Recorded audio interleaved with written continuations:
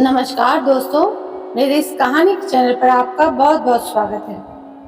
महाभारत की कथा अपने आप में कई रहस्य समेटे हुए हैं। कुछ रहस्यों के बारे में बहुत कम लोगों को पता है, जैसे कि कर्ण सूर्यपुत्र थे, फिर भी विष्णु के अवतार श्री कृष्ण ने कर्ण का वध करने में देवराज इंद्र के धर्मपुत्र अर्जुन का साथ क्यों दिया।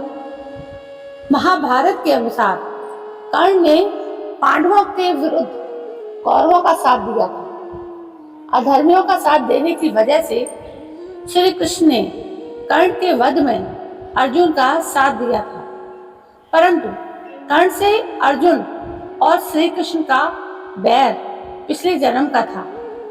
आप इस तथ्य को सुनकर अचंभित रह गए होंगे कि ऐसा कैसे हो सकता है। आइए आपको बताते हैं कर्ण, अर्जुन और श्री कृष्ण के पिछले जन्म की कथा के बारे में। त्रेता युग में एक बड़ा ही क्रूर और चालाक राक्षस था, दंभोधर। उसने अमृत प्राप्ति के उद्देश्य से सूर्यदेव की तपस्या करनी आरंभ की। उसकी तपस्या से सूर्यदेव प्रसन्न हो गए और मन वांछित वर मांगने को कहा। उसने सूर्यदेव से अमृत का वरदान मांगा, परंतु उन्होंने कहा कि जिसका जन्म हुआ है उसकी मृत्यु निश्चित है, कोई दूसरा वर मांगो। तब उसने कहा कि मुझे 1000 कवच प्रदान करें और उसे बेधने की शक्ति केवल उस व्यक्ति में हो जिसने हजारों वर्षों तप किया और कवच के टूटते ही उसकी मृत्यु हो जाए, और जब तक सारे कवच ना टूट जाएं, तब तक मेरी मृत्यु ना हो। सूर्यदेव जान रहे थे कि दंभोधर इस वरदान का दुरुपयोग करेगा, परंतु सूर्यदेव ने मजबूरीवश दंभोधर को उसका मनचाहा वरदान दे दिया। वरदान पाकर दंभोधर निरंकुश हो उठा और वहां के लोगों पर तरह तरह के अत्याचार करने लगा।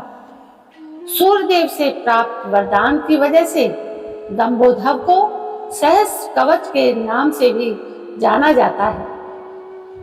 वही दक्ष प्रजापति की पुत्री मूर्ति का विवाह ब्रह्मा जी के पुत्र धर्म से हुआ था।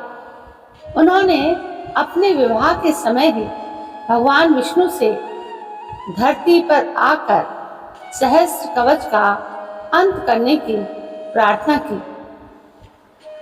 तब भगवान विष्णु ने कहा कि सही समय आने पर मैं अवश्य उसका अंत करूंगा। कुछ समय बाद मूर्ति और धर्म के घर जुड़वा बालकों का जन्म हुआ, जिनके शरीर तो 2 थे परंतु आत्मा एक थी। भगवान विष्णु ने 2 शरीर में अवतार लिया था, जिनके नाम नर और नारायण रखे गए।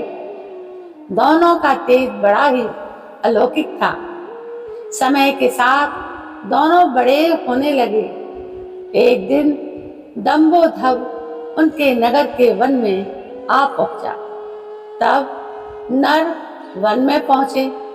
उन्हें देखते ही दंभोधर को डर सा लगा, परंतु फिर भी उसने ढिठाई से कहा कि तुम्हें मुझसे भय नहीं लगता। तब नर ने कहा, मैं तुमसे युद्ध करने आया हूं। यह सुनकर दंभोधर हंसने लगा और अपने वरदान की बात बताई। तो नर ने कहा कि मैं 2 शरीर एक प्राण हूं और मेरा भाई नारायण मेरे बदले तप कर रहा है। दोनों में युद्ध आरंभ हो गया और 1000 वर्ष पूरा होते ही उसका एक कवच टूट गया। वरदान के अनुसार नर की मृत्यु हो गई, किंतु कुछ देर बाद उसने देखा कि नर वापस आ रहा है, तो वो आश्चर्यचकित हो गया। तब नर के जुड़वा भाई नारायण ने बताया कि मुझे तपस्या से महामृत्युंजय मंत्र की प्राप्ति हुई है। यह कहकर उसने मंत्र के बल पर नर को जीवित कर लिया। अब नर तपस्या करने गए और नारायण ने दंभोधव से युद्ध आरंभ कर दिया। यही चक्र 999 बार चला। जब दंभोधव ने देखा कि उसका आखिरी कवच बचा है, तब उसने वहां से भागकर सूर्यदेव की शरण में आ गया। तब सूर्यदेव ने शरणागत की रक्षा करके अपना धर्म पूरा किया और अगले जन्म में नर ने अर्जुन और नारायण ने श्री कृष्ण के रूप में जन्म लिया तथा दंभोधव का दूसरा जन्म कर्ण था, जो कि अपने आखिरी कवच के साथ पैदा हुआ था।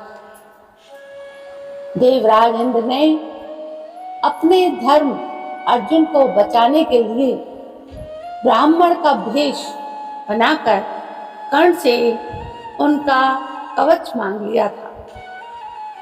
तो दोस्तों, ये थी कर्ण, कृष्ण और अर्जुन के पिछले जन्म की बहुत ही अद्भुत कथा। दोस्तों, वास्तव में महाभारत हो या रामायण, इनके अंत सुलझे रहस्यों से कभी भी पर्दा उठ नहीं पाएगा। कभी किसी रहस्य के बारे में पता चलेगा तो कभी किसी रहस्य के बारे में।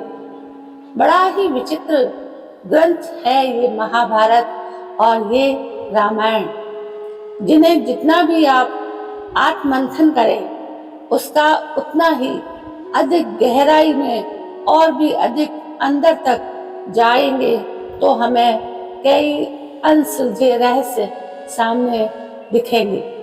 दोस्तों, इनको समझने के लिए पूरी उम्र बीत जाएगी, लेकिन ये रहस्य हमारे सामने उजागर नहीं होंगे। तो दोस्तों, कैसी लगी आपको ये जानकारी? यदि ये जानकारी आपको पसंद आई है तो प्लीज़ मेरे इस चैनल को सब्सक्राइब तो ज़रूर करें।